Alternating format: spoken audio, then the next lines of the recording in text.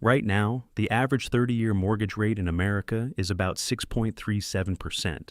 Existing home sales just fell to a 9-month low, and the median existing home price is still $408,800. So, yes, buying a house in 2026 still feels broken, and your paycheck knows it. You feel this long before you ever tour a house. It shows up when rent eats half your income, when groceries are more expensive than they should be, when your savings account looks decent on paper, but one mortgage calculator turns that confidence into nausea. A year or two ago, you could tell yourself, I'll wait for rates to fall. But here's the trap. Rates wobble, prices barely crack, and the monthly payment still comes out looking absurd. That is what makes 2026 so confusing. Homes are not crashing. Borrowing is not cheap. Inventory is better than the famine years, but still tight where starter homes should exist. And first-time buyers are still stuck at just 32% of sales, far below the 40% share economists say a healthy market needs. So, what exactly are you supposed to do? Wait, rush, or walk away? To answer that, you have to go back to the years when cheap money rewired the entire market. The story starts in the pandemic era, when mortgage rates fell to levels that now feel unreal. Money was cheap, buyers flooded in, investors piled on. Existing homeowners locked in loans they had no reason to give up. Then the Federal Reserve started fighting inflation, borrowing costs surged, and the housing market split into two Americas. One America already owned a house with a low fixed rate. The other was trying to enter at a much higher monthly cost.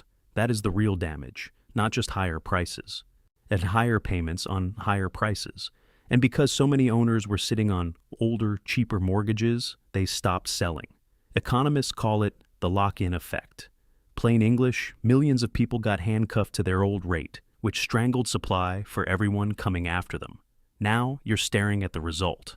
In March 2026, existing home sales fell to 3.98 million annualized, while inventory was just 1.36 million homes, still thin by pre-pandemic standards. The market loosened a little, but not enough to feel normal. Step 1, rates set the monthly pain. A house price matters, but your budget feels the payment.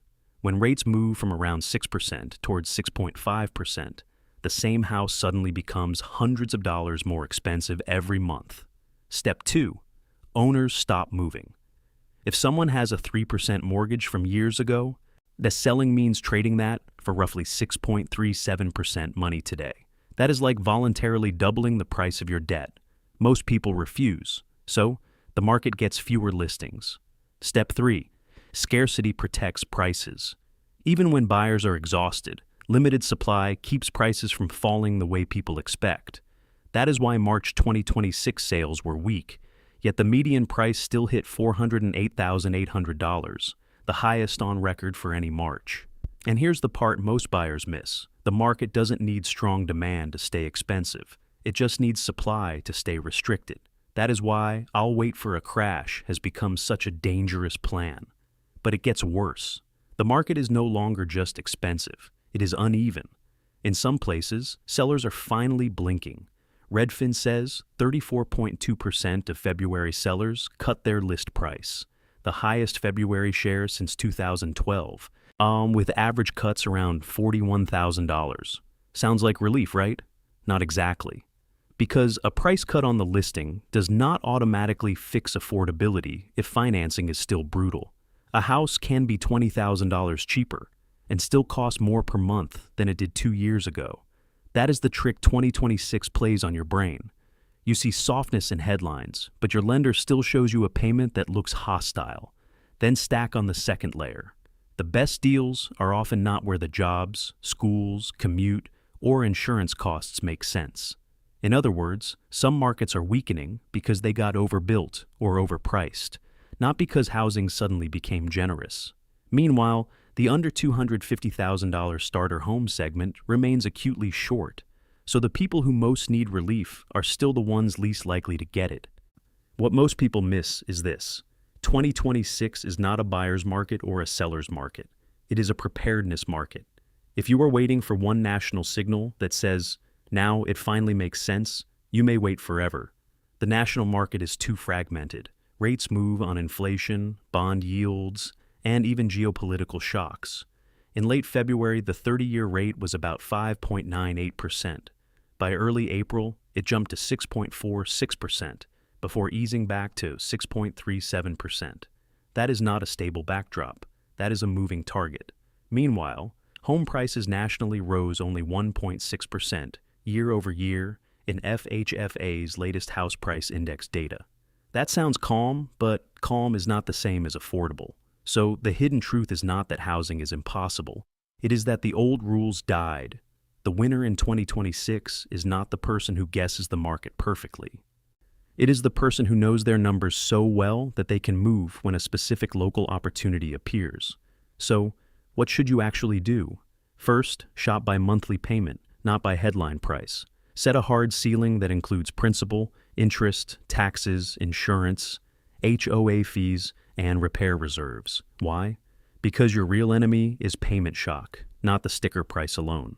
Second, get fully underwritten before you seriously shop. Not casually pre-qualified, underwritten. Why? Because in a weird market, speed and certainty matter. Sellers take you more seriously, and you stop wasting time on houses your budget cannot truly support. Third, compare loan structures, not just lenders. Many buyers still think 20% down is the only adult move. Wrong. The CFPB says many loans require as little as 3% down. ULT and FHA-backed loans can go as low as 3.5% for qualified buyers. That lower entry point can preserve emergency cash, which matters more than bragging about your down payment. But run the payment carefully, because mortgage insurance can make a cheap loan expensive over time. Fourth, target stale listings and motivated sellers. Homes sitting longer, relisted properties, price-cut homes, estate sales, and builders offering incentives are where logic starts to reappear. The average March listing was on the market for 41 days, longer than a year earlier. That gives disciplined buyers leverage. If they are ready to use it, here is the warning. If mortgage rates drift lower later in 2026, more buyers may rush back in before supply truly normalizes. That could squeeze affordability all over again. But if rates stay elevated, the monthly math will keep crushing first-time buyers anyway. That is the insult of this market. Relief can create new competition, and higher rates can create new paralysis. So, stop waiting for housing to make sense. It may not. Build cash. Know your payment limit. Study your local market. Be aggressive only when the numbers work. Because in 2026, the biggest home buying mistake is not buying at the wrong time.